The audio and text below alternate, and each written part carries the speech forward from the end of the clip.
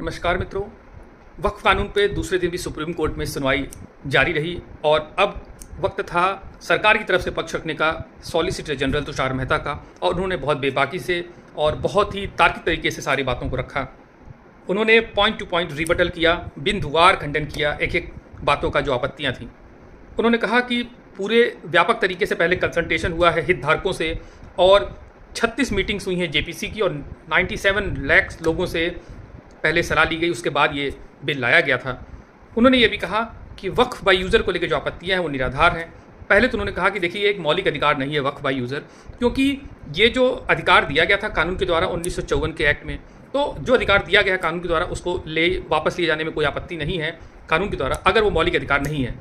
साथ ही उन्होंने ये भी कहा कि वक्फ बाय यूज़र को उन्होंने जो मिसचिफ, जो इसमें एक दुरुपयोग हो रहा था, एक बुराई थी, उसको ख़त्म किया जा रहा है और इसका कतई मतलब नहीं है कि इसका अस्तित्व खत्म हो जाएगा। अगर आप ये प्रमाण दे सकते हैं, 6 महीने का टाइम है, रजिस्ट्रेशन करा लीजिए तो कोई आपत्ति नहीं होगी और मालिकाना हक बरकरार रहेगा इसमें वक्फ का।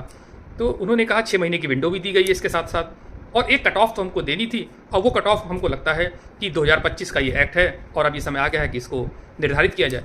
इसके अलावा उन्होंने ये भी कहा कि जहाँ तक बात वक्फ की है, ये इस्लामिक अवधारणा ज़रूर है लेकिन एक अनिवार्य हिस्सा नहीं कहा जा सकता धर्म का। इस संबंध में उन्होंने डॉक्टर B.R. अम्बेडकर को उद्धृत करते हुए कहा, जो उन्होंने संविधान सभा की बहस में कहा था कि क्योंकि हमारे यहाँ धर्म एक व्यापक अवधारणा है और ये लगभग सारी चीज़ों को कवर करती है, इसलिए हमें ज़रूरी है कि इसको हम सीमित करें सिर्फ मूल प्रथाओं तक, नहीं तो हमें दिक्कत होगी। तो इस संदर्भ में हम ये कह सकते हैं कि ये एक अनिवार्य हिस्सा नहीं है और चैरिटी हर धर्म में होती है।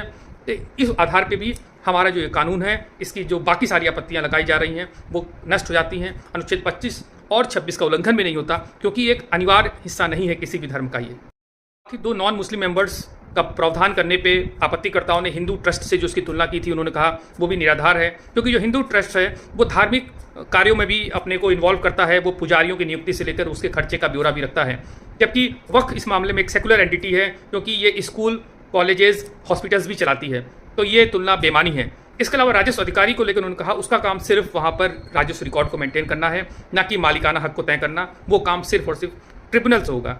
साथ ही जो शर्त रखी गई है 5 साल की कम से कम, जो भी वक्फ को दान करेगा वो 5 साल से इस्लाम की प्रैक्टिस कर रहा हो, उन्होंने कहा वो भी बिल्कुल जायज़ है, क्योंकि पहले ये प्रोविज़न था भी नहीं।